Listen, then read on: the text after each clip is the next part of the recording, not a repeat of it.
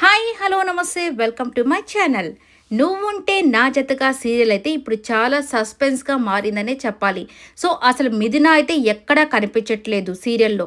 So ఎక్కడ దాచిపెట్టారు, ఎవరు దాచిపెట్టారు, ఎందుకు దాచిపెట్టారు, ఎలా దాచిపెట్టారు, వీటన్నిటి క్వశ్చన్స్కి అయితే సమాధానాలు ఎక్కడా దొరకట్లేదు. సో ఈ యొక్క కథని ఇన్వెస్టిగేట్ చేయడానికే యష్మి అయితే ఈ యొక్క రంగప్రవేశం చేసిందనే చెప్పాలి.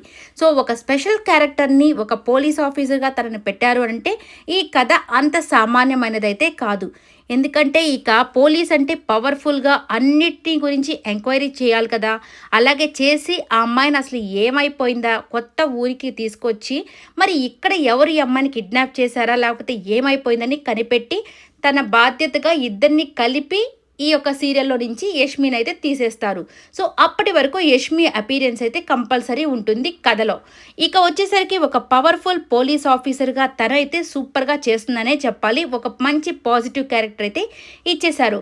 ఇక అక్కడ ఉన్న శవాన్ని చూపించి ఇది ఈ అమ్మాయి మిథునానే లేదా అని చెప్పి అడుగుతూ ఉంటుంది. ఇక అందరూ కూడా ఆ అమ్మాయి ఫేస్ని చూసి అమ్మా దేవుడా మిథున అయితే కాదు అని చెప్పేసి చెప్తారు.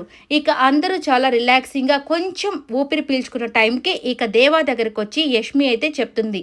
అంటే అపర్ణ దాస్ వచ్చి ఏంటి చనిపోలేదని సంతోషపడుతున్నావా?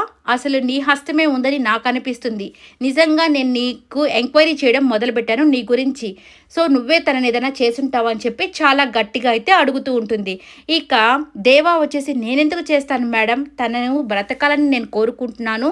సో తనకి ఏమీ కాకూడదు అని అనుకుంటున్నానంటే నీ గురించి నాకు అంతా విషయాలు అన్ని విషయాలు తెలిసాయిలే. నువ్వు బలవంతంగా తనని పెళ్లి చేసుకున్నావంట కదా, నీకు తనంటే ఇష్టం లేదంట కదా.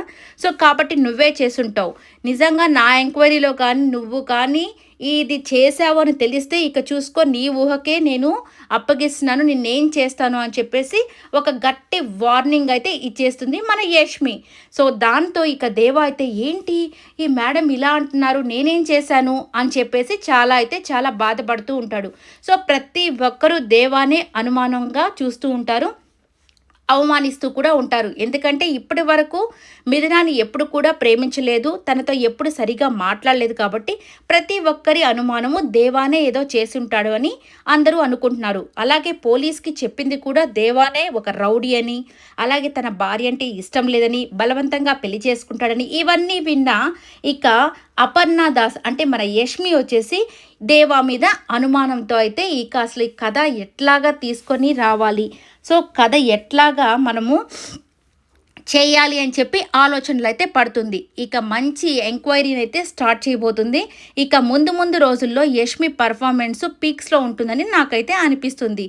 సో మంచి గెటప్ ఇచ్చినందుకు డైరెక్టర్ గారికి థ్యాంక్ యూ సో మచ్. ఇక కథలోకి వచ్చేస్తే వీళ్ళంతా అయితే మిథున కాదని చెప్పి సంతోషపడుతున్నారో, అలాగే ఎటు వెళ్ళిపోయిందో అని చెప్పేసి మిథున కోసం ఒక వైపు బాధపడుతూ ఉంటారు. ఇక కథలోకి వచ్చేసరికి ఇక దేవా కూడా నిజంగా చాలా బాధపడుతుంటాడు. వాళ్ళ నాన్నగారు కొన్ని మాటలు చెప్తాడు. నిజంగా నా కూతుర్ని నేను ఒక గాజు బొమ్మలాగా చూసుకున్నానురా, నీ దగ్గరికి వచ్చి పెళ్లి చేసుకుంటుందని, అసలు నువ్వు మా జీవితాల్లోకి ఎంటర్ అవుతావని, నీలాంటోడు వస్తాడని మేము ఎప్పుడూ ఊహించలేదు. ఇప్పటి వరకు మా మిథున ఏ డెసిషన్ తీసుకున్నా చాలా పర్ఫెక్ట్గా తీసుకునేది, నీ ఒక్క విషయంలోనే ఎందుకో పొరపాటు చేసింది అని చెప్పేసి చాలా అంటే చాలా మాటలు అంటూ ఉంటాడు.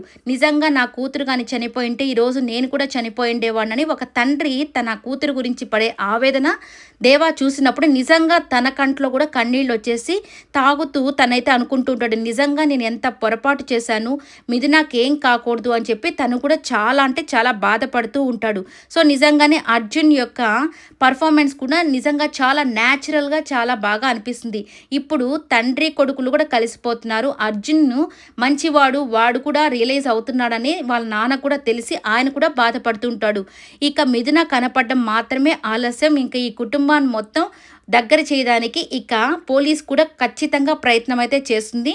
సో మిథున కానీ వచ్చేస్తే వీళ్ళంతా హ్యాపీగా అయితే ఉంటారు. సో అది ఇప్పుడు ఎవరు ఎలా చేశారు అనేది కనిపెడుతూ ఉంది యష్మి అయితే. ఇక చూడాలి కథని ఏ వైపు తిప్పుతారో, ఎలా తిప్పుతారో. మొత్తానికి వీళ్ళందరూ కలిసి హ్యాపీగా ఎప్పుడు ఉంటారని ఎదురు చూస్తున్నాం. సో యష్మి నీ పర్ఫార్మెన్స్ అయితే నెక్స్ట్ లెవెల్ అనే చెప్పాలి. All the best Yashmi. నువ్వు చక్కగా ఈ యొక్క ఆ సిచ్యువేషన్ని హ్యాండిల్ చేయాలని మనస్ఫూర్తిగా కోరుకుంటున్నాను. ఈ సీరియల్ కూడా సూపర్ డూపర్ హిట్ అవ్వాలని మనస్ఫూర్తిగా కోరుకుంటున్నాను. ఈ వీడియో నచ్చినట్టయితే లైక్ చేయండి, షేర్ చేయండి, కమెంట్ చేయండి, సబ్స్క్రైబ్ చేసుకోవడం మర్చిపోండి.